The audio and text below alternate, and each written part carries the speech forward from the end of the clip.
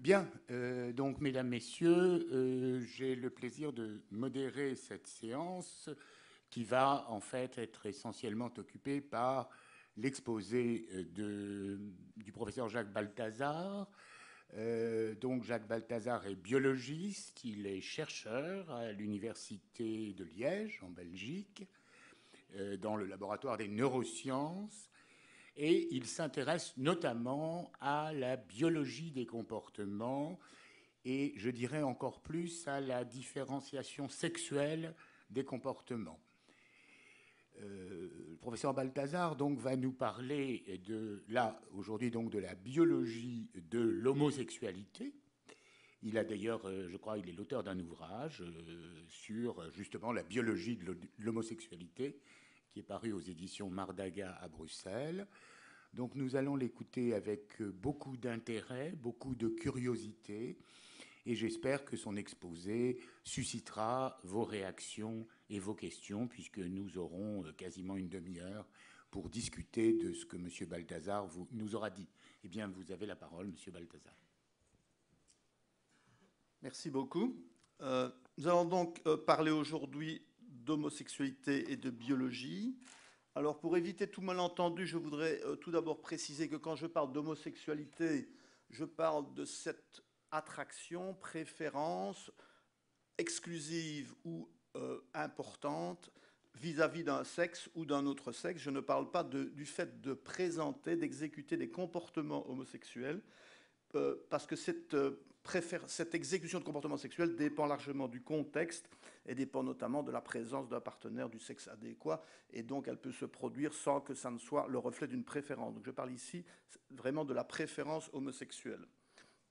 Alors, quand je parle d'homosexualité, je parle aussi d'hétérosexualité. La question qui m'intéresse en tant que biologiste, c'est l'orientation sexuelle ou la préférence sexuelle. Un animal ou un être humain est-il intéressé par les partenaires sexuels du même sexe ou du sexe opposé?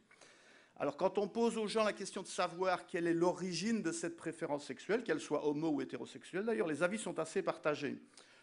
Vous avez ici les résultats d'un sondage qui est réalisé régulièrement par la firme Gallup aux États-Unis depuis 1977, donc 77 pour vous.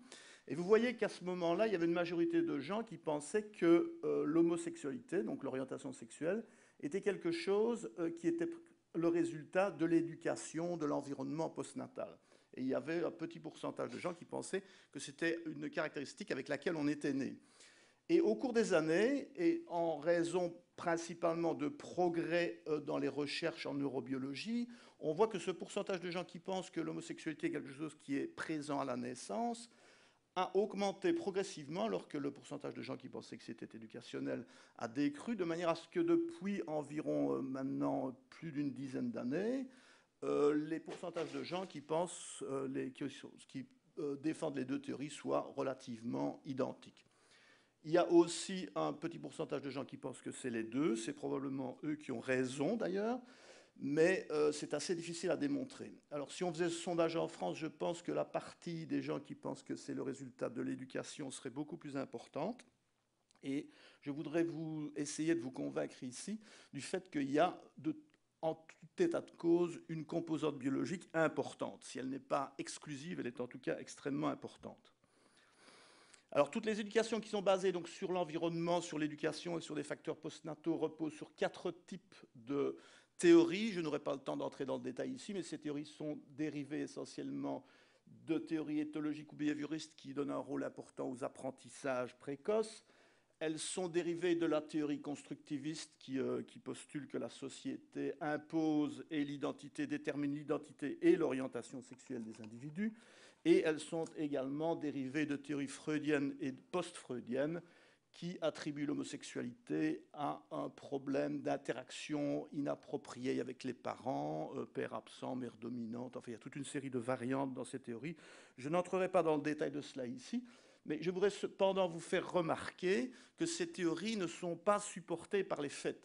Parce qu'on remarque tout d'abord qu'il y a dans toutes les sociétés une prévalence d'homosexualité qui est relativement constante et qui tourne entre 2 et 10%, et que cette prévalence de l'homosexualité n'est en rien liée à l'attitude de la société vis-à-vis de cette homosexualité. Ce qui est particulièrement interpellant, c'est ce qui se passe dans ces sociétés ici d'Extrême-Orient, en Pilo et en Thaïlande et aux Philippines, où les relations homosexuelles sont la règle chez les jeunes adolescents, de sexe masculin en tout cas. Donc tous les jeunes adolescents ont des relations homosexuelles. Et quand on voit à l'âge adulte ceux qui se fixent dans cette orientation sexuelle, ben, ce pourcentage n'est certainement pas supérieur à ce qu'on voit dans d'autres pays. Donc les premières expériences sexuelles n'ont certainement aucun rôle. Il faut aussi signaler qu'on a maintenant des statistiques très détaillées sur le devenir d'enfants qui ont été élevés en famille uniparentale par des mères seules, c'est-à-dire avec un père absent. Il n'y a absolument aucune indication qu'il y ait une augmentation d'incidence d'homosexualité masculine chez ces garçons, ce qui est en désaccord avec les théories freudiennes. Alors, bon, je ne vais pas m'étendre là-dessus parce que ce n'est pas mon rôle et ce n'est pas ma compétence non plus. Ce que je voudrais vous faire remarquer, c'est que l'homosexualité et l'orientation sexuelle en général, c'est un caractère sexuellement différencié. Alors, il existe dans l'espèce humaine, contrairement à ce que beaucoup pensent et tentent d'affirmer parfois très vigoureusement en France actuellement, il existe dans l'espèce humaine de nombreuses différences entre les sexes. Elles concernent la morphologie des caractères sexuels primaires et secondaires, bien entendu, mais elles concernent aussi de nombreuses structures du cerveau. Elle concerne la fréquence de pratiquement toutes les pathologies nerveuses, certaines aptitudes cognitives, et ici les données sont beaucoup plus légères, elles sont moins reproductibles, elles sont d'amplitude plus faible. Je n'entrerai pas dans ce détail aussi parce que ça pourrait être le sujet d'une conférence entière. Et elles concernent le comportement reproducteur, l'orientation et l'identité sexuelle.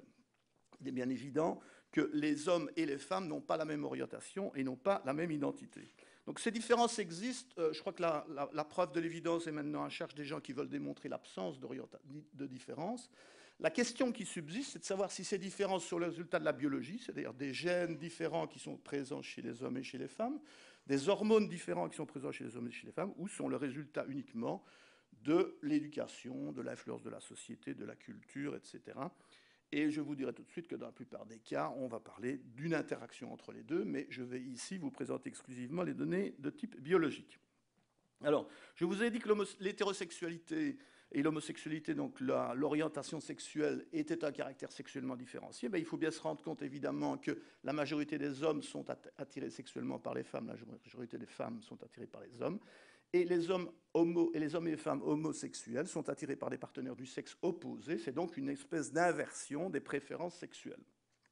Alors, si on considère cette orientation sexuelle dans le cadre de la différenciation sexuelle, ben, on va alors se poser la question de savoir quels sont les mécanismes de contrôle de la différenciation sexuelle. Et pour étudier ça chez l'homme, ben, on a essentiellement trois possibilités d'études. Pour étudier la question en général, on a trois possibilités d'études. Soit analyser des cas cliniques dans lesquels il y a une modification soit des conditions endocrines, soit du matériel génétique, soit étudier les corrélations entre le trait qu'on veut étudier et d'autres caractéristiques dont on sait qu'elles sont sexuellement différenciées, soit étudier des comparaisons avec des modèles animaux et comparer ce qu'on obtient dans ces modèles animaux, parce qu'il est bien clair que les seules études réellement causales peuvent être réalisées chez l'animal. Il est impossible chez l'homme de réaliser les expériences qui permettraient d'obtenir une réponse définitive aux questions qu'on se pose aujourd'hui, à savoir injecter des embryons avec des hormones, les castrer, etc. Il est bien évident que ce genre d'expérience, très heureusement, ne peut pas être réalisée. Et donc, je vais commencer par vous expliquer ce qu'on connaît chez l'animal, assez brièvement, de manière à pouvoir après revenir à l'homme et vous expliquer comment ces données animales ont un impact sur notre compréhension des phénomènes chez l'homme. Alors, le modèle standard d'étude des différences sexuelles chez l'animal, c'est le comportement sexuel. Et vous avez ici le comportement sexuel de rats mâles et femelles mis en présence. Ils vont réaliser des choses totalement différentes. Les rats mâles vont investiguer la région anogénitale des femelles, les monter, faire des intromissions, s'accoupler finalement. Les femelles adopteront une position de lordose et feront également d'autres comportements, etc. Ces comportements sont très différents. Et on a cru pendant longtemps que ces différences comportementales étaient le résultat de la présence d'hormones différentes à l'âge adulte. Beaucoup de testostérone chez les mâles et beaucoup de stradiol, progestérone chez les femelles. Or, il n'en est rien, car vous pouvez prendre des animaux de ces deux sexes, donc les laisser grandir à l'âge adulte, les gonadectomiser, donc enlever les ovaires et les testicules, et puis si vous traitez les animaux des deux sexes avec une séquence de stradiol-progestérone qui est capable d'induire complètement les comportements sexuels de type femelle chez les femelles, c'est-à-dire la lordose, vous n'obtiendrez jamais ces comportements chez le mâle. C'est complètement impossible. Le mâle ne répond pas à l'œstradiol. Vous pouvez arrêter ces traitements et traiter les mêmes animaux avec de la testostérone, et vous verrez que les mâles vont commencer à montrer tous les comportements que je vous ai montrés dans la dia précédente. mais les femelles ne montreront que peu ou pas ces comportements. C'est donc la réponse aux stéroïdes qui est différente, ce n'est pas la présence des stéroïdes dans le plasma et dans le sang des animaux adultes. Alors, comment tout ça se développe-t-il? En fait, ce n'est pas le résultat direct du sexe génétique des animaux, mais c'est le résultat des sécrétions hormonales qui ont lieu pendant la vie embryonnaire. Et on peut le montrer expérimentalement, soit en prenant des femelles et en les traitant périnatalement, et par là j'entends la semaine qui précède la naissance et la semaine qui la suit immédiatement, c'est une période très précoce. Si vous traitez ces femelles, ces jeunes ratons de sexe femelle, avec de la testostérone ou de l'œstradiol, parce que paradoxalement la testostérone agit via œstradiol, vous allez obtenir à l'âge adulte des femelles masculinisées qui seront maintenant incapables de montrer du comportement sexuel femelle en réponse à l'œstradiol-progestérone, alors que les femelles normales le faisaient, mais qui seront capables de montrer un comportement masculin, un comportement mâle, tout à fait complet. Inversement, si vous castrez les animaux à la naissance, les animaux de sexe mâle à la naissance, vous aurez des animaux mâles qui ne seront pas masculinisés, et qui ne seront pas non plus déféminisés, et qui seront eux capables de montrer les comportements de sexe féminin, de sexe femelle à l'âge adulte, mais ne seront plus capables de montrer le phénotype complet de type mâle. On a donc une théorie de la différence. Ah oui, avant de passer à ça, je dois aussi vous signaler que ces différences comportementales sont associées à des différences dans la structure du cerveau. On retrouve en particulier au niveau de l'aire préoptique, donc qui est cette zone qui est antérieure au chiasme optique, une condensation de neurones qu'on appelle le noyau sexuellement dimorphique de l'aire préoptique. C'est un noyau qui a été découvert par Roger Gorski à l'université de Los Angeles. Noyau qui est à peu près 5 fois plus volumineux chez les mâles que chez les femelles. Et si on traite des femelles à la naissance et juste avant la naissance avec de la testostérone, on voit que ce noyau se développe à une taille qui est identique à celle d'un mâle. Donc les résultats de ces expériences sont schématiquement décrits ici. Vous avez chez les animaux contrôle un noyau qui est 5 fois plus volumineux chez les mâles que chez les femelles. Si vous traitez les femelles avec de la testostérone ou avec des œstrogènes, vous induisez un noyau de taille similaire à ce qui est observé chez le mâle. Par contre, si vous castrez les mâles à la naissance, vous allez perdre la moitié de ce noyau, mais pouvoir le récupérer avec de la testostérone si vous traitez avec de la testostérone. Tout ceci devant se faire pendant la période périnatale, c'est-à-dire la dernière semaine de vie prénatale et la première semaine de vie postnatale. Les manipulations hormonales à l'âge adulte n'ont plus aucun effet sur la taille de ces noyaux, tout qu'elles n'ont plus aucun effet sur la réponse aux stéroïdes qu'on a vu en ce qui concerne le comportement sexuel. On a donc un modèle de différenciation sexuelle des comportements et d'autres choses d'ailleurs, parce que ce modèle a d'abord été établi par Alfred Jost, qui travaillait ici à Paris en se basant sur l'étude de caractéristiques morphologiques. On a donc un modèle de différenciation comportementale qui indique que le sexe génétique, c'est-à-dire la présence d'un chromosome Y et du gène SRY sur ce chromosome, va induire le sexe des gonades, et s'il y a un chromosome Y, ce sexe des gonades sera testicule. Les testicules vont sécréter de la testostérone pendant la vie embryonnaire. Les ovaires ne sécrètent pas d'œstradiol. Cette testostérone agira en tant que telle ou via aromatisation en œstradiol pour induire le sexe phénotypique de l'adulte. Le sexe phénotypique de l'adulte dépend donc des hormones qui ont été sécrétées pendant la vie embryonnaire ou immédiatement postnatale. Alors pourquoi est-ce que je vous raconte tout ça ? C'est parce que l'orientation sexuelle des animaux, et là on parle plutôt de préférence sexuelle, peut également être modulée de façon irréversible par ces traitements hormonaux périnataux. Ceci, ce sont les résultats d'une chercheuse qui s'appelle Julie Bakker, qui travaillait pour sa thèse de doctorat à l'université de Rotterdam. Et ce qu'elle a fait dans cette thèse, c'est demander à des rats quelles étaient leurs préférences sexuelles. Et pour ce faire, donc, on met le rat dans une chambre à 3 compartiments. Dans les 2 compartiments latéraux, il y a un mâle ou une femelle sexuellement réceptive qui sont harnachés et ne peuvent donc pas changer de compartiment. Et le mâle sujet, stimulus, le sujet de l'expérience, à l'occasion d'aller visiter les animaux des 2 sexes. On mesure le temps qu'il va passer des 2 côtés et les types de comportements qu'il va réaliser.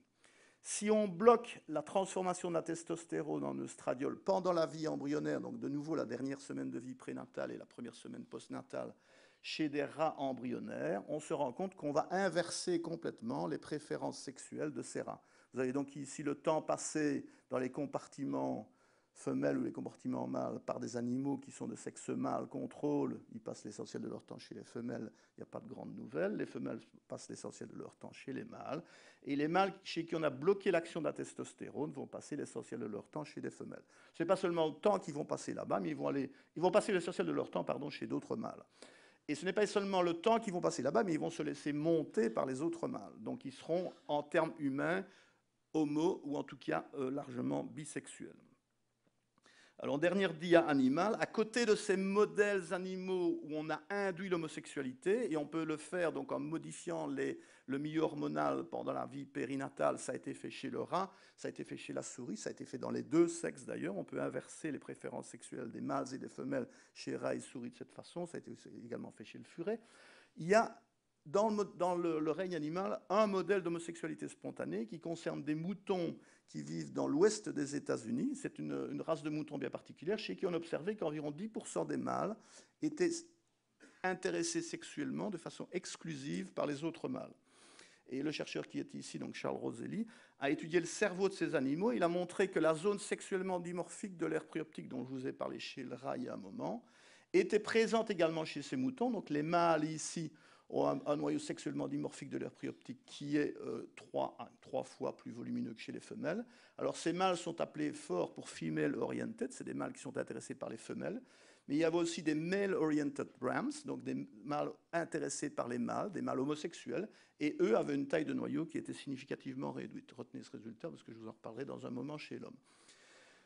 Par ailleurs, il a pu montrer que la taille de ce noyau était déterminée par les hormones embryonnaires. Si on traite des femelles embryonnaires, les embryons femelles par de la testostérone, on induit une taille de noyau de l'aire préoptique qui est de taille masculine, voire supérieure.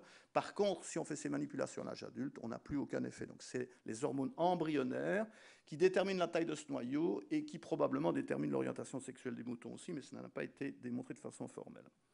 Alors tout ça donc, nous amène à construire une espèce de théorie hormonale de l'orientation sexuelle, selon laquelle donc, les individus, pendant leur vie embryonnaire ou périnatale, seraient exposés à des concentrations diverses de testostérone, allant de basse à haute. Les individus qui seraient exposés à des concentrations basses seraient attirés par les hommes ou les mâles, si on est chez les animaux, et ce serait le cas évidemment des femelles ou des femmes qui sont exposées à peu de testostérone. Inversement, passé un certain seuil, l'attraction serait transformée pour une attraction vers les hommes, qui serait une attraction typique, vers les femmes, pardon, qui serait une attraction typique d'un homme hétérosexuel. Mais la biologie étant ce qu'elle est, il y a une variabilité individuelle, et on aurait donc les queues de distribution des deux côtés, qui seraient de l'autre côté du seuil critique. Les femmes exposées à plus de testostérone que normal auraient une attraction typique d'homme, c'est-à-dire une attraction pour les femmes, et les hommes exposés à moins de testostérone auraient une attraction typiquement féminine, c'est-à-dire une attraction pour les hommes. Alors, tout ça, c'est un modèle théorique qui fonctionne très bien chez l'animal. Est-ce qu'il a la moindre raison d'être considéré pour l'homme? Alors bon, il faut rappeler évidemment que chez l'homme, les stéroïdes sont présents aux mêmes concentrations que chez l'animal. Leurs récepteurs sont présents dans le cerveau aux mêmes concentrations, aux mêmes endroits. Ces stéroïdes induisent les différences morphologiques, caractère sexuel primaire et secondaire, je crois que peu de gens en doutent, je vais vous en reparler un instant, mais aussi les différences physiologiques et comportementales. Je vais d'abord vous convaincre de ça avant de revenir à l'homosexualité. Donc, structure morphologique primaire, bon, la différenciation des structures génitales non différenciées en pénis, scrotum ou en vulve et clitoris se fait sous l'influence de la testostérone. On peut l'étudier expérimentalement chez l'animal, on peut le démontrer chez l'homme en étudiant des mutations. Il y a notamment des mutations qui affectent le récepteur aux androgènes et qui rend donc la testostérone inactive, elle ne peut plus fonctionner et induire cette différenciation masculine. Ce que vous retrouvez comme morphologie à l'âge adulte, chez des sujets XY, donc des sujets de sexe masculin, c'est une morphologie qui est complètement féminine. C'est l'insensibilité complète aux androgènes. Par ailleurs, il y a chez des femelles, chez des femmes, un syndrome qui s'appelle l'hyperplasie congénitale des glandes surrénales, donc en anglais congenital adrenal hyperplasia. C'est une modification génétique qui induit une hypersécrétion d'androgènes pendant la vie embryonnaire. Cette sécrétion d'androgènes aboutit à une croissance exagérée du tubercule génital qui forme un micro-pénis ou qui forme même éventuellement un pénis complet avec fusion des deux lèvres des replis génitaux. Ces petites filles sont à la naissance en général identifiées ou toujours identifiées dans nos sociétés où il y a un système médical complexe. Elles sont identifiées, elles sont opérées, elles sont corrigées pharmacologiquement de manière à ce qu'elles n'aient plus ces androgènes et élevées comme petites filles. Alors, est-ce que cette éducation comme petite fille a un résultat complet? La réponse est non. Ces petites filles ont été étudiées avec beaucoup de détails par 2 chercheuses, notamment Melissa Hines à Cambridge et Sherry Berenbaum aux États-Unis. Ils ont montré notamment que les dessins des enfants sont quelque chose qui est sexuellement différencié. Ceci, c'est une étude japonaise. Plutôt, on voit que les garçons dessinent plutôt des trains et des objets tridimensionnels en utilisant des couleurs froides, alors que les filles dessinent des personnages dans la grande majorité de leurs dessins. Les filles CH, donc ces filles exposées à trop de testostérone pendant la vie embryonnaire, dessinent spontanément des dessins qui sont de type masculin. Si on regarde les jeux que font les enfants, bon, c'est quelque chose qui est très différencié. Il n'y a pas besoin de vous expliquer ça avec beaucoup de détails. Tout le monde pense spontanément que ces différences résultent de l'éducation différentielle. Cependant, si on fait la même expérience chez des singes, et ça a été fait chez 2 espèces de singes différentes dans 2 laboratoires différents, on se rend compte que quand on donne des objets qui sont des jouets typiquement masculins, garçons, à des singes, les mâles vont prendre les objets mobiles, style voiture ici, alors que les femelles vont prendre des pluches et s'amuser à épouiller la région anogénitale de ces pluches. Donc il y a probablement une composante biologique à cette différence aussi, ce qui est confirmé d'ailleurs par l'étude des filles CH, donc de ces filles exposées à trop de testostérone. En effet, si on leur présente des jeux de garçons et des jeux de filles donc qui sont mélangés, on leur donne un choix libre, on va voir que le choix de jeux de garçons sera beaucoup plus important chez les garçons contrôle que chez les filles contrôle, mais les filles CH, donc exposées à trop de testostérone, vont prendre des jeux de garçons de façon beaucoup plus importante. Inversement, les jeux de filles seront pris par les filles contrôle et pas par les garçons contrôle, mais les filles CH ne les utiliseront quasiment pas. Donc il y a un impact profond au niveau comportemental de ces modifications hormonales prénatales. Et enfin, au niveau du cerveau, on a pu montrer qu'il y avait dans l'aire préoptique de l'espèce humaine, c'est les travaux de Simon Levet et Roger Gorski à nouveau, un noyau sexuellement dimorphique qui est en moyenne 2,5 fois plus volumineux chez l'homme que chez la femme. La taille de ce noyau n'a pas l'air d'être sensible aux hormones à l'âge adulte, mais l'évidence ici est relativement circonstancielle. Bon, revenons-en maintenant à ce dont je dois vous parler, mais j'étais obligé de vous faire ce long préambule pour vous expliquer quelles sont les raisons qui sous-tendent ce que je vais vous dire ici. Alors, est-ce qu'il y a des corrélats biologiques? Il y a 2 types d'évidences qui suggèrent que l'orientation sexuelle chez l'homme est influencée par les hormones prénatales. Il y a tout d'abord le cas de ces filles CH, donc auxquelles je reviens, ces filles qui ont été exposées à trop de testostérone pendant la période embryonnaire. On remarque chez ces filles une incidence d'homosexualité qui est, selon certaines études, 3 à 4 fois supérieure à ce qu'on observe dans une population en contrôle. Ceci sont les statistiques de Kinsey qui sont relativement anciennes mais qui n'ont pas bougé énormément. On a 3 à 4 fois plus d'homosexualité chez ces filles CH, plus une vingtaine de pourcents de sujets qui refusent de répondre aux questions concernant ce sujet, ce qui suggère que le problème n'est pas totalement résolu pour elles. Mais ça n'induit pas néanmoins une inversion complète d'orientation sexuelle, puisqu'on garde dans ce cas toujours 30 à 40% de filles qui restent hétérosexuelles. Il est intéressant d'observer aussi que la sévérité du syndrome d'hyperplasie des surrénales est corrélée à l'importance de l'incidence d'homosexualité féminine. On distingue en effet 3 formes principales de mutations, 3 groupes de mutations qui induisent une sévérité d'exposition des androgènes qui va croissant, et donc qui sont les formes non classiques, les formes simples, virilisantes, et les formes avec salt wasting, donc problème de balance ionique. Et on se rend compte donc que le pourcentage d'individus qui sont affectés va croissant en fonction de ces formes de maladies qui sont de plus en plus importantes. Vous remarquerez cependant la grande variabilité individuelle. Donc ceci, ce sont les points individuels qui ont été étudiés. Donc ceci explique une partie de la variance, mais n'explique pas tout de toute évidence.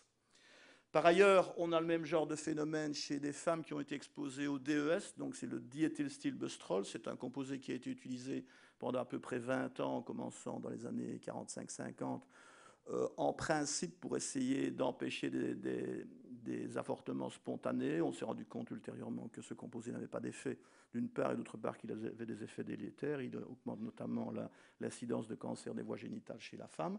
Mais on a aussi pu remarquer chez ces sujets qu'il augmentait l'incidence d'homosexualité féminine. Ceci étant, il n'y a qu'une ou 2 études sur le sujet et on ne pourra plus les reproduire puisqu'il est hors de question d'administrer à nouveau ce composé à des femmes enceintes.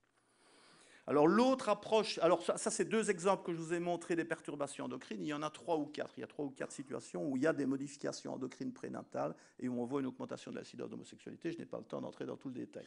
L'autre aspect sur lequel on s'est focalisé beaucoup pour essayer de voir s'il y avait un problème, entre guillemets, de différenciation sexuelle lié à une orientation sexuelle atypique, c'est-à-dire homosexuelle, c'est d'essayer de voir s'il y avait d'autres traits qui sont supposés être sexuellement différenciés et qui étaient modifiés chez les homosexuels. En effet, je vous l'ai dit, l'expérience idéale consisterait soit à injecter des hormones chez l'embryon et voir le résultat 20 ans plus tard. C'est impossible pour des raisons éthiques et des raisons pratiques. L'autre approche serait de faire des prises de sang répétées chez l'embryon pour voir quels sont les taux de testostérone chez l'embryon et revenir 20 ans plus tard et voir si c'est corrélé à l'orientation sexuelle. Ça aussi, c'est pratiquement très difficile et éthiquement presque impossible dans la mesure où une prise de sang à l'embryon induit un risque d'avortement qui est faible mais qui n'est pas zéro et donc il est en général interdit par les comités d'éthique. Ce qu'on peut faire par contre, c'est reprendre des traits dont on sait qu'ils se différencient sous l'influence de la testostérone et voir si ces traits sont modifiés chez les individus homosexuels par rapport aux individus hétérosexuels. Et la réponse est oui, et il y a une dizaine de traits comme ça qui ont été étudiés et qui ont montré être corrélés avec l'orientation sexuelle. Alors je vous en montre 3 parce que bon, je suis déjà plus ou moins au bout de mon temps. Le premier trait qui a été très largement étudié parce que c'est très très facile, donc il y a des centaines d'études, il y a des centaines de papiers sur la longueur des doigts qu'on peut trouver sur PubMed si on fait une recherche. On a montré que de façon statistique, le rapport du doigt 2 au doigt 4, spécialement à la main droite d'ailleurs, était plus élevé chez la femme que chez l'homme. En d'autres termes, les femmes auraient grosso modo ces 2 doigts de même longueur, alors que le doigt 2 serait plus court que le doigt 4 chez l'homme. Et on a montré de façon statistique également que chez les femmes homosexuelles, ce rapport était diminué, qu'il était donc masculinisé. Alors bon, ceci, ce sont des différences d'amplitude relativement faibles. Remarquez que l'axe des Y a été coupé et qu'on passe de 0,95 à 0,97, donc ce n'est pas une différence énorme, mais c'est une différence qui est présente, qui est validée statistiquement d'au moins 10 études indépendantes. Ne vous tracassez donc pas au niveau individuel, parce qu'au niveau individuel, bon, ma femme est plus masculine que moi sur cette valeur-là, donc il n'y a pas à se tracasser, d'une part. Et il y a énormément de variances autour de ça. Mais statistiquement, comme c'est une mesure très facile à faire, on peut la faire sur des milliers d'individus, ça a été fait, et ça se confirme. Et on a pu confirmer, d'une part, que chez l'animal, ce rapport était influencé par la testostérone prénatale. Ça a été montré chez le singe, ça a été montré chez le rat. Ça a été montré, il y a encore une autre espèce. On a montré chez l'homme que les filles CH qui avaient été exposées à trop de testostérone avaient un rapport masculinisé, et que les garçons XY qui n'avaient pas de récepteurs aux androgènes avaient un rapport non masculinisé. Donc il semblerait bien que ceci soit un vrai marqueur de l'androgénisation prénatale, et il est affecté chez les femmes homosexuelles. Ceci étant, ce n'est qu'un effet statistique, ce n'est pas un effet au niveau individuel. Autre chose plus surprenante encore, on a pu montrer que l'oreille interne émet des petits bruits, elle émet des petits clics, soit spontanément, soit en réponse à des stimulations extérieures. C'est ce qu'on appelle les émissions auto-acoustiques, que vous n'entendez pas, vous en faites tous pour le moment, mais vous ne le savez pas. Mais c'est comme le bruit de l'univers. Mais si on met un microphone sensible dans l'oreille, on peut les enregistrer. Les femmes font 2 fois plus de clics que les hommes, en moyenne, et ici, la variance est relativement resserrée, et l'amplitude de ces clics est également plus importante. On a pu montrer, Denis McFadden à l'Université de Texas a pu montrer que les femmes homosexuelles avaient une fréquence de clics masculinisée. Et par ailleurs, on a montré également chez l'animal que ces clics étaient contrôlés par la testostérone prénatale et pouvaient être masculinisés par de l'administration de testostérone à des femelles.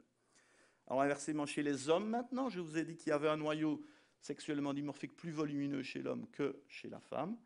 Il y a une étude qui a été partiellement répliquée, une étude de Simon Levet en Californie qui a été partiellement répliquée par Bill Bynes aux États-Unis également, qui a montré que chez une population d'homosexuels, la taille de ce noyau était significativement diminuée, de nouveau à la moyenne, puisque vous voyez qu'au niveau individuel, on ne peut pas tirer nécessairement de conclusion, mais à la moyenne, il y a un effet très clair. La taille de ce noyau étant chez l'animal contrôlé par les hormones prénatales, on ne sait pas pour sûr chez l'homme, mais il y a de fortes présomptions que ça soit le cas, on est de nouveau amené à penser qu'il y a eu une exposition déficiente aux androgènes pendant la vie embryonnaire. On a donc toute une série, chez l'homme, on a toute une série de corrélats basés sur 2 approches expérimentales différentes entre des modifications du milieu hormonal embryonnaire et des modifications de l'orientation sexuelle. Sur base de ce qu'on sait chez l'animal au niveau causal, on serait tenté de penser que ces corrélations ont une valeur causale également chez l'homme, bien qu'elles n'expliquent de toute évidence pas la totalité de la variance, comme vous pouvez le voir ici, et comme on l'a vu dans le cas des filles CH exposées à de la testostérone prénatale. Et donc, le modèle que je propose, moi, pour expliquer l'orientation sexuelle, c'est que la génétique influence bien évidemment le sexe des gonades qui va induire le type de stéroïdes qui vont être sécrétés pendant la vie embryonnaire, et que ces stéroïdes auront une influence sur la détermination de l'orientation sexuelle. Ceci dit, cette orientation n'est pas présente à la naissance, bien évidemment. Elle va devoir se révéler au cours de l'adolescence et dans la vie adulte précoce, être acceptée par l'individu et éventuellement révélée publiquement. Ces deux aspects sont bien entendu des aspects purement cognitifs qui dépendent des circonstances du milieu qui n'ont rien à voir ou pas grand-chose à voir avec l'endocrinologie. Mais cet aspect-ci, lui, aurait une importance relativement importante. On a aussi des arguments suggérant que la génétique pourrait influencer directement l'orientation sexuelle, mais je n'ai pas eu le temps de vous en parler. Les hormones stéroïdes elles-mêmes pourraient être influencées par l'environnement prénatal, et on parle ici notamment du stress, où on a un certain nombre de données qui sont très suggestives à ce niveau-là. Alors, est-ce que... Bon, tout ceci n'explique que la moitié de la variance, grosso modo, dans tous les cas observés. Est-ce que les autres facteurs postnataux interagissent avec ces facteurs embryonnaires, ou est-ce qu'ils ont leur influence propre? Pour l'instant, on n'en sait rien. Il n'y a pas de données qui soient présentes. Il est probable que la réponse soit oui ou oui en partiellement, mais on n'a pas vraiment la réponse à ces questions à l'heure actuelle. Alors, si vous êtes intéressé par le sujet, je vous rappelle que j'ai publié donc un livre sur ce sujet qui a été republié en anglais l'année après chez Oxford University Press. Il n'est plus disponible en librairie, sauf librairie très spécialisée, mais vous pouvez l'acheter sur Amazon en papier, en e-book. Et voilà. Et je ne suis pas ici pour faire de la publicité pour les librairies, mais enfin, c'était tout de même l'occasion de vous en parler. Il y a aussi un site web sur l'Université de Liège où il y a une explication assez détaillée de ce que je viens de vous raconter aujourd'hui. Voilà. Merci beaucoup pour votre attention.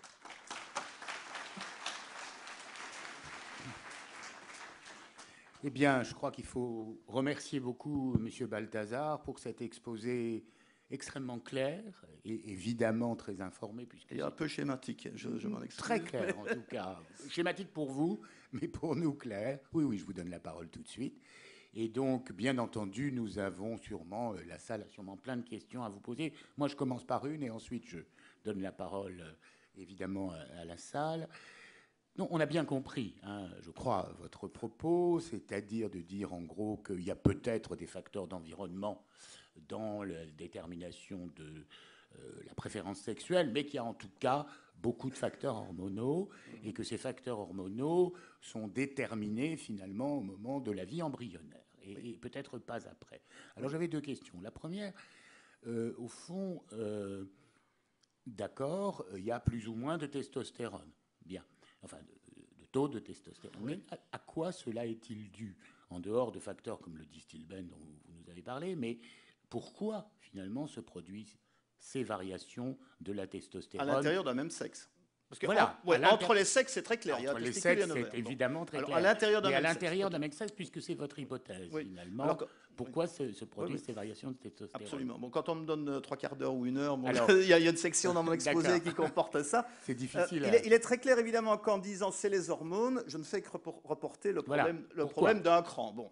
Alors, il y a plusieurs interprétations là-dedans. J'ai évoqué brièvement dans ma dernière dia la notion de stress, d'environnement prénatal qui pourrait moduler la testostérone.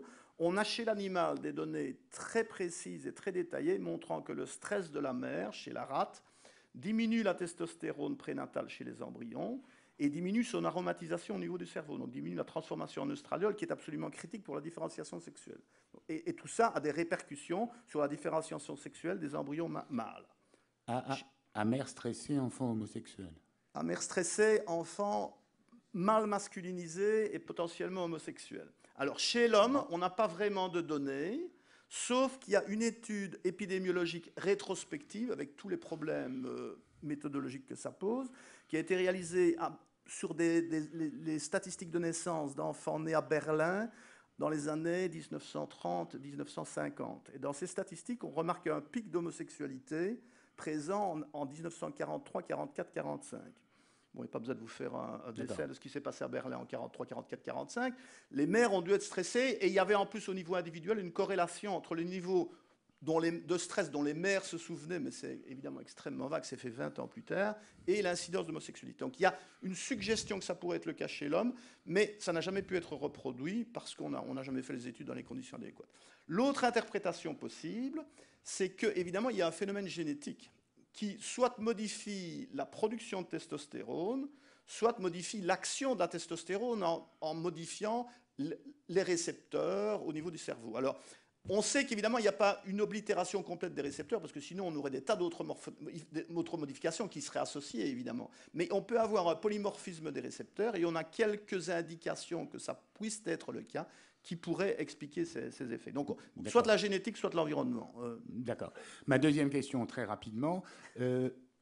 Qu'en est-il de la dysphorie de genre? Est-ce qu'on sait des choses sur le transsexualisme? Alors, le transsexualisme, si vous me donniez 20 minutes, je vous referais le même exposé, sauf qu'on a infiniment moins de données, parce que chez l'animal, il n'y a pas de transsexualisme qu'on puisse étudier. On ne s'est pas demandé à l'animal de quel sexe il est. Non. Donc, on n'a pas d'études causales chez l'animal, mais chez l'homme, on a pu montrer que le transsexualisme était associé à des modifications de la structure dans le cerveau de deux noyaux, d'une part le noyau de l'aire préoptique médiane et d'autre part le noyau du lit de la strie terminale, qui sont sexuellement inversés chez les transsexuels. Maintenant, tout ça est basé sur 7-8 individus. C'est très très faible. Mais les effets sont d'une amplitude majeure au niveau du lit de la strie terminale. Mais c'est tout ce qu'on sait. Donc vous avez la parole. Oui, monsieur, je crois, une question.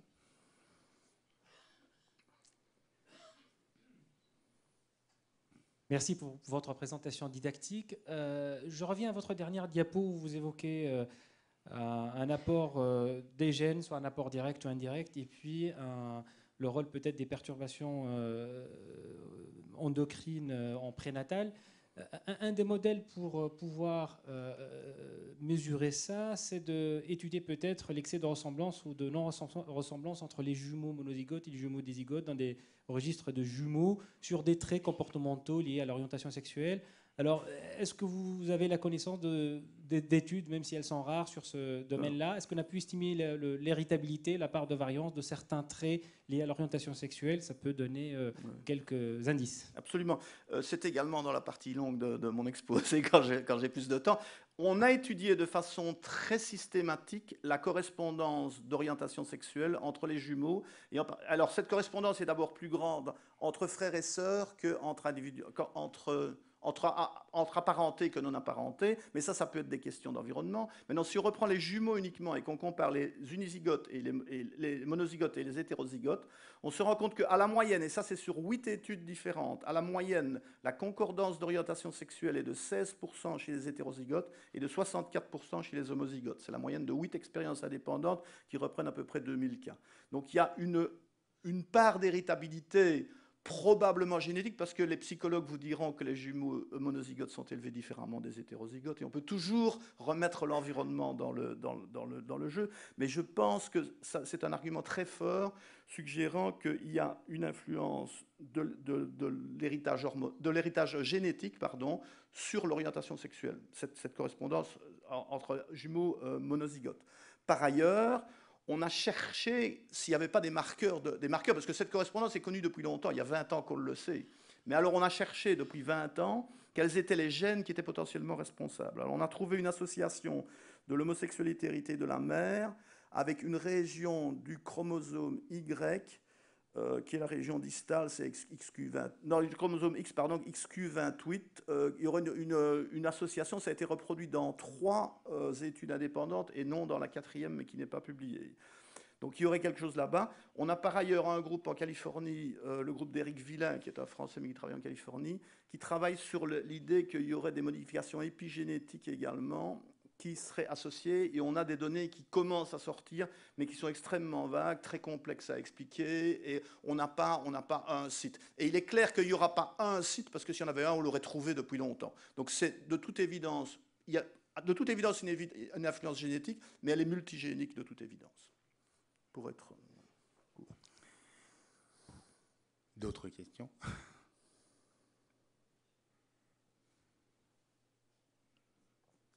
Oui, madame. Monsieur, madame. Oui. Ouais. Madame d'abord et puis monsieur après. Merci. Qu'en est-il alors de la bisexualité? Et puis, une première question. Puis la deuxième, quand même, on observe quand même, notamment chez le jeune adulte, des changements d'orientation sexuelle après de mauvaises expériences de toujours. Alors là, qu'est-ce qui se passe? Est-ce que c'est des personnes qui étaient auparavant déjà préorientées autrement et qui changent en cours de route? Ou est-ce que effectivement l'environnement aussi ne joue pas un rôle peut-être plus important que celui que vous aviez indiqué en pointillé? Toutes ces questions sont excellentes. Bon, la bisexualité, je voudrais qu'on en sait grosso modo rien, parce que bon, le phénomène est déjà tellement difficile à étudier en prenant les deux extrêmes, et c'est ce que les chercheurs font, ils prennent les deux extrêmes, ils prennent les Kinsey 0, les Kinsey 6. Il est bien connu depuis les travaux d'Alfred Kinsey que l'orientation sexuelle se juge, enfin, on peut la mesurer sur une échelle à 7 points, et il y a tous les intermédiaires. Et donc, on n'a aucune étude, grosso modo, aucune étude essentiellement sur les intermédiaires. Donc je ne peux rien vous dire à ce sujet-là. Mais théoriquement, intellectuellement, on pense que ça serait des gens qui sont juste à la limite, quoi. Je vous ai montré ce modèle théorique, ben, c'est des gens qui seraient juste sur la limite. Bon, mais c'est tout à fait théorique. Maintenant, pour ce qui est des changements d'orientation sexuelle à l'âge adulte, il faut distinguer d'une part les hommes et les femmes. Chez les femmes, c'est quelque chose qui est relativement fréquent. Donc l'orientation sexuelle serait beaucoup moins typée et invariante chez la femme que chez l'homme. Si on classe toute une population sur cette échelle de Kinsey de 0 à 6, on se rend compte que chez les hommes, on a une courbe en U avec un maximum de gens, évidemment, au niveau 0 hétérosexuel, quasiment personne entre les deux, et puis une petite population hétérosexuelle à 5 ou 6. Chez les femmes, c'est quasiment une courbe monotone décroissante. Donc on a beaucoup plus de cas intermédiaires chez la femme, ça c'est la première chose. La deuxième chose, c'est qu'on a aussi des tas d'études épidémiologiques qui montrent qu'il y a plus souvent des changements d'orientation chez la femme en cours de vie. Alors, ces changements résultent-ils... Alors, il y a deux interprétations. Ça, soit c'est une influence du milieu, effectivement, et chez les femmes, très souvent, c'est des expériences négatives avec des hommes. Il faut bien reconnaître les choses.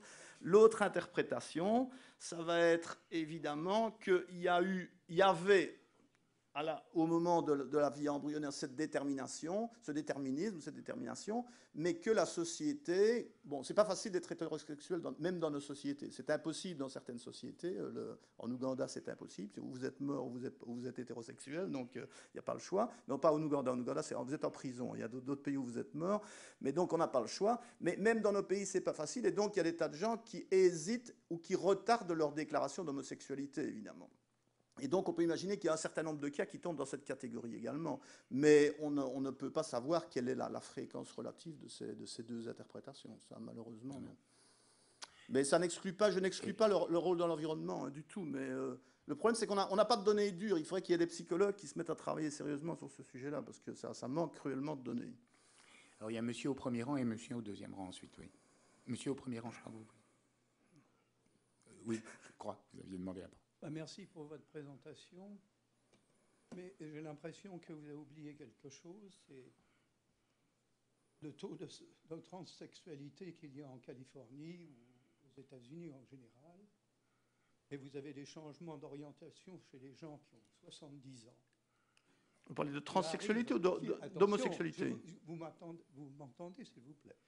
Eh bien, qui prennent des hormones et des anti-hormones mâles, qui sont capables d'avoir des seins, des fesses de femmes, qui sont capables de se comporter comme des femmes, et vous en avez une certaine quantité. Vous avez une transformation dans leur cerveau qui est différente de celle des homosexuels, hein, qu'on a trouvé aussi, exactement. Alors, je ne vois pas votre relation avec les souris et les rats. Il faut prendre ça au début. Oui, puisque chez l'homme, nous sommes capables de nous transformer complètement si nous le voulons ou si nous avons, génétiquement ou épigénétiquement certainement, la possibilité. Mais je crois que vous me parlez ici de transsexualité et pas d'homosexualité. Les transsexuels sont des gens qui pensent être nés dans un corps du mauvais sexe et on peut effectivement, par hormones, leur transformer leur corps de manière à ce qu'ils deviennent en accord avec le sexe qu'ils avaient dans leur cerveau. Oui, mais ils étaient hommes pendant longtemps, ils ont fait des enfants, ils ont vécu comme des hommes et tout d'un coup, ils vont se mettre à aimer les hommes et à se transformer en femme et à aimer se maquiller, et à aimer tout ce qu'ont aimé les femmes parce qu'ils ne peuvent plus séduire les femmes. Par exemple, c'est un exemple. Il est clair que ça existe, hein, il est clair que ça existe, mais je pense que c'est une minorité. Bon, la transsexualité, c'est quelque chose qui concerne une personne sur 30 000 à une personne sur 100 000. Donc c'est quelque chose d'extrêmement rare. L'homosexualité concerne 2 à 10% de la population, selon les estimations. Donc on parle de phénomènes qui sont très très différents ici. Et alors, bon, soigner les homosexuels, qui est une chose qu'on a fait depuis le début du XXe siècle, on a essayé de les soigner par castration, par hormones, par électrochoc, par lobotomie. Tout ça n'a jamais changé l'orientation sexuelle de personne. Bien sûr, mais c'est pour ça que l'association américaine des psychiatres, dont je fais partie, Oui. depuis 40 ans, a dit que les homosexuels, les transsexuels n'étaient pas des malades mentaux, Absolument. mais des gens normaux. Absolument, Et ce sont des variants biologiques, ça, gens nous sommes tout Alors à fait d'accord. Cette acceptation, nous ne l'avons pas en Europe. Je suis d'accord Vous êtes avec vous. d'accord. Et c'est pour ça que je défends les idées que je défends ici, de manière à faire comprendre aux gens que ces variants biologiques ne sont que des variants biologiques, comme des variants de la couleur des cheveux, de la taille ou de la couleur des yeux, et qui n'ont rien ils ne sont liés en rien à la perversité, au péché, à tout ce que vous pouvez imaginer qui a été de négatif qui a été associé à l'homosexualité. D'ailleurs, comme le dit monsieur, le DSM-3 en 80 a sorti Oui, bien sûr. l'homosexualité des perversions. Ah ben Hein. c'est la Enfin. Mais il a fallu attendre 1980. Je n'ai jamais entendu de la part d'une association de psychiatres européens la telle déclaration qui a été faite il y a 40 ans aux États-Unis. Ah ben, je l'accueillerai avec beaucoup de bonheur personnellement, vous savez. Ouais. Laissez la parole à monsieur, peut-être, qui avait une question. Monsieur qui est derrière, oui. Je vais changer de registre. Je me demande si vous n'avez pas fait un lapsus, mais dans le fond, bien signifiant et justement signifiant. Ouais. Je crois bien que vous avez dit qu'il n'est pas facile d'être hétérosexuel. Je le confirme. Mais c'est pas. Oui, c'est peut-être un lapsus, il n'est pas facile d'être homosexuel. C'est pas ça que. C'est pas ça que je voulais dire. Je voulais faire une considération d'ordre général sur la nature humaine. Oui. Nous sommes faits de telle manière que nous voudrions qu'à chaque problème, il y ait une cause. Or, nous savons bien qu'un même problème peut avoir plusieurs causes, dont celle-là, mais qui n'exclut pas les autres, de la même que les autres n'excluent pas celle-là. Et alors, peut-être que cette cause-là, elle est vérifiée, et que d'autres aussi sont vérifiées. Je vous ai dit, je suis 100% d'accord avec vous, je vous ai dit que les facteurs biologiques hormonaux expliquaient peut-être 50% de la variance et que tout le reste n'était pas expliqué. Donc, non, je crois que vous l'avez dit très clairement, que c'est un problème probablement multifactoriel. C'est clairement comme multifactoriel. effectivement beaucoup des comportements humains. Hein, voilà. Mais enfin, c'est une dimension quand même importante. Mais cette dimension est en général ignorée, en particulier en France d'ailleurs. Voilà. Et c'est pour ça que j'ai voulu écrire ce livre et essayer de transmettre ce message qui est largement répandu aux États-Unis par ailleurs. Bon, c'est quelque chose qui est largement dans la presse quotidienne. Vous avez des articles dans le New York Times très régulièrement sur les bases biologiques de l'homosexualité, ce qu'on ne voit à peu près jamais en France dans la presse. C'est sûr. On a le temps encore peut-être d'une question ou deux. Voilà. Oui, madame. Vous avez un micro, non? Madame, là, voilà.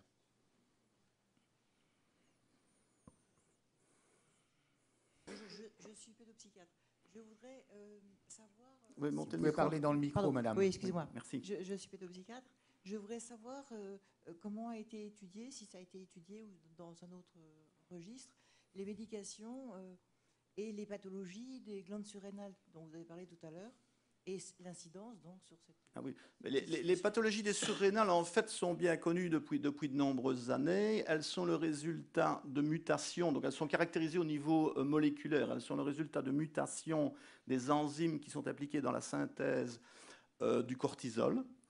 Et donc, elles détournent les précurseurs donc, venant du cholestérol, vous passez à la prégnénolone. Et alors, au lieu d'aller au cholestérol, vous allez à des stéroïdes qui ne sont pas de la testostérone, mais qui sont des androgènes extrêmement puissants. Donc ça, c'est bien connu au niveau physiologique. Ça a pour conséquence, évidemment, que vous avez une déficience en cortisol qui va poser des problèmes physiologiques. Et vous avez aussi cette virilisation donc des embryons féminins. Les embryons masculins, on ne se rend compte de rien parce qu'ils sont mâles ou un peu plus mâles, mais on ne verra pas la différence. Les embryons féminins vont être virilisés, partiellement ou totalement. S'ils le sont totalement, on pourrait à la limite ne pas repérer la malformation à la naissance, mais on va très rapidement la repérer parce qu'il y aura des problèmes physiologiques liés à l'absence de cortisol.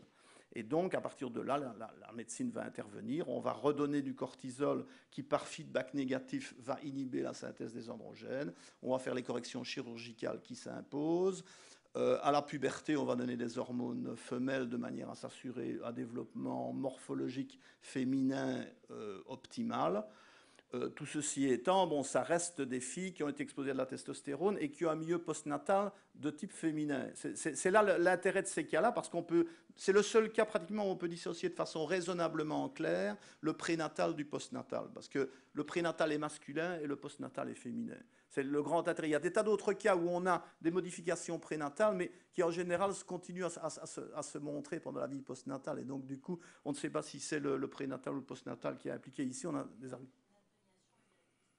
L'imprégnation a bien existé dans la mesure où on retrouve, par exemple, chez ces filles CH, des dessins qui sont de type masculin, on retrouve des préférences de jeu masculins. Si vous reprenez, il y a une étude est sortie il y a 2 ans sur les professions qu'occupent ces filles, ce sont des professions beaucoup plus masculines que la moyenne. Il y a toute une série de traits morphologiques, de traits comportementaux qui sont masculinisés. Ça, c'est très clair. Je crois qu'on a le temps d'une dernière question, madame, et puis je pense qu'il va falloir arrêter ensuite puisqu'il y a d'autres séances.